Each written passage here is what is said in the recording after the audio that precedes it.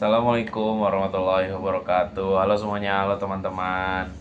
Di sini saya dengan video ini mau sharing sedikit kepada kalian tentang transformasi hukum perdata nasional, terutama soal pembaruan hukum perikatan.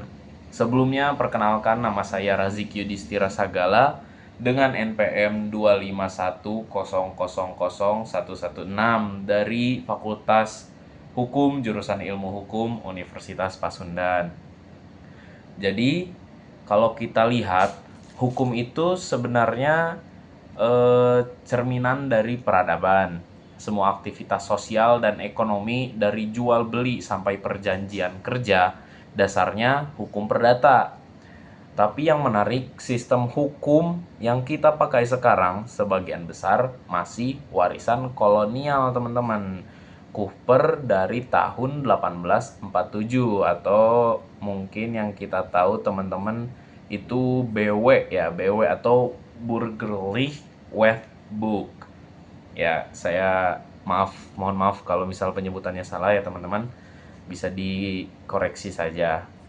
Lalu selanjutnya, masalah dunia ini kan sudah berubah jauh. Sekarang kita hidup di era digital, ada e-commerce, transaksi online, kontrak lintas negara, bahkan hal-hal kayak perlindungan data pribadi yang dulu belum sempat terpikirkan. Tapi hukum perikatan kita belum menyesuaikan ke arah situ, teman-teman. Akibatnya banyak kasus jadi susah diselesaikan karena aturan hukumnya belum relevan. Nah, disinilah pentingnya pembaruan hukum perdata. Ini bukan cuma soal mengganti isi undang-undang, tapi soal menyesuaikan cara pandang hukum supaya bisa ngikutin perkembangan zaman tanpa kehilangan jati diri bangsa. Pembaruan ini juga harus menggabungkan nilai-nilai lokal seperti prinsip hukum adat dan hukum Islam, karena dua hal itu sebenarnya punya semangat keadilan dan keseimbangan yang kuat banget. Jangan sampai hukum nasional kita cuma hasil terjemah dari sistem barat. Lalu pemerintahan sendiri juga, pemerintahan kita ya sudah mulai bergerak. Contohnya lewat KUHP baru tahun 2023. Itu pemerintah bilang seperti ini.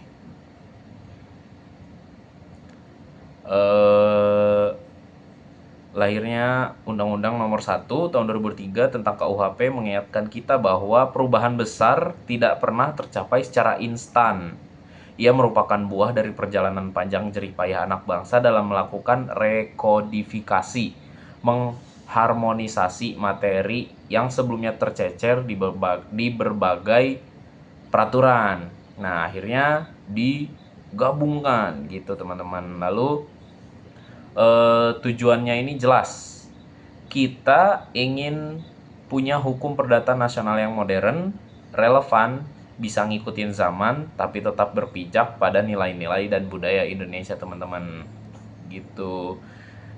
Lalu di tengah urgensi pembaruan hukum perdata, tantangan utama yang kita hadapi adalah bagaimana menemukan titik keseimbangan antara tradisi dan modernitas. Cooper atau KUH Perdata tidak hanya berfungsi sebagai perangkat hukum, tetapi juga merefleksikan identitas hukum Indonesia, teman-teman. Lalu pembaruan hukum ini dilaksanakan dengan tetap menghormati prinsip-prinsip dasar yang telah menjadi fondasi hukum nasional, sekaligus membuka ruang bagi kebutuhan masyarakat modern. Dalam konteks ini, makanya penelaahan atas fitur-fitur unggulan KUH Perdata menjadi penting, teman-teman. Oke.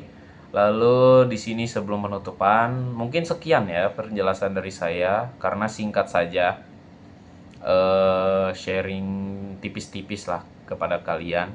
Karena hukum yang baik itu bukan cuma yang rapi di atas kertas, tapi yang benar-benar hidup di tengah masyarakat, memberi rasa adil dan menjaga martabat bangsa. Itu, teman-teman. Ya, sekian mungkin dari saya, Razik Yudhistira Sagala.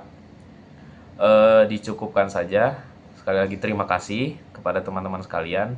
Wassalamualaikum warahmatullahi wabarakatuh.